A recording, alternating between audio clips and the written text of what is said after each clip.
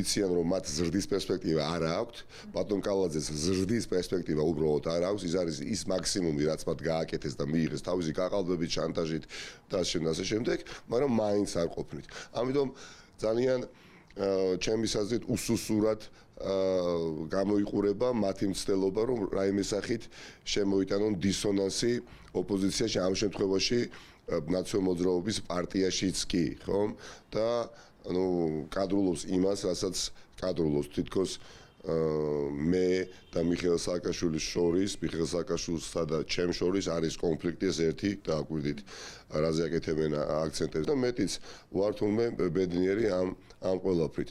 ამას ეხლა საღათ მოაზროვნე არც ერთი ადამიანი რომ არ დაიჯერებს, მე ეს რომ ვიცი, აქედან ამოდივარ და უბრალოდ გაკვირვებასაც ვერ ვალავ, რატომ იბაიბურებს საკუთარ თავს ღარიბაშვილი, მაგრამ ამაზე ნაკლებად ვდარდობ.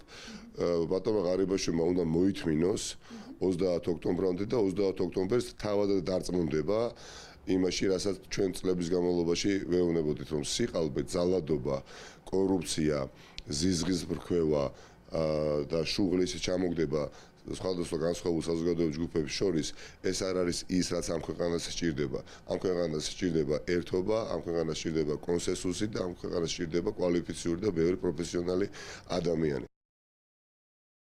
ადამიანი, როდესაც არის ციხეში, თან უკანონო პატიმრობაში, როდესაც შიმშილობს, როდესაც მის ჯანმრთელობას და სიცოცხლეს საფრთხე ემუქრება, ხომ?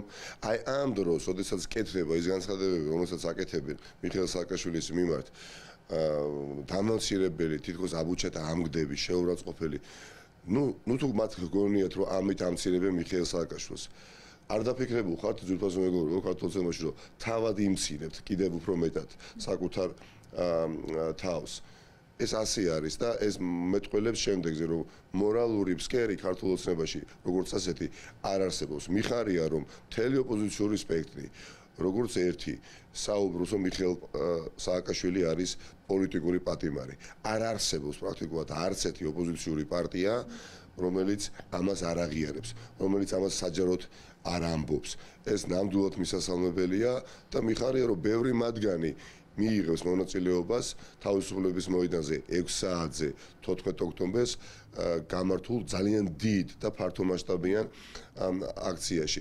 ვინაიდან ეს არ არის ნაციონალური მოძრაობის მხოლოდ გასაპროტესტებელი აქცია, ქვეყნის ან სახელმწიფოს მესამე პრეზიდენტს ეხება. მიმდინარეობს აქტიური კონსულტაცია ყველა პრაქტიკულად ოპოზიციურ პარტიასთან და უახლოეს დღეებში ჩვენ გვექნება პრეზენტაცია პროგრამისა მთელი რიგი მიმართულებით კონკრეტული საკითხები, როგორ გადაიჭრება მას შემდეგ, რაც მერიას, დედაქალაქის მერიას ჩაიბარებს მრავალპარტიული მმართველობა.